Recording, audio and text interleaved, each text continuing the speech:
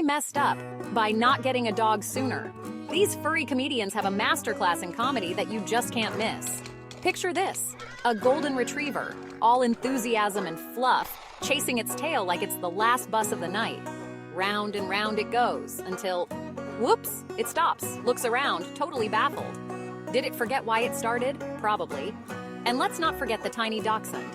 It eyes the couch, takes a running leap, and almost makes it. Instead, it's a comical belly flop right back onto the carpet. And the zoomies? Oh, the zoomies. One minute your pooch is napping, the next it's Indy 500 in your living room. And their help with chores?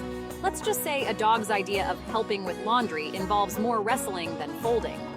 But hey, it's the thought that counts, right? Every clumsy moment, every goofy face, they remind us to kick back, laugh a little, and maybe not take life too seriously.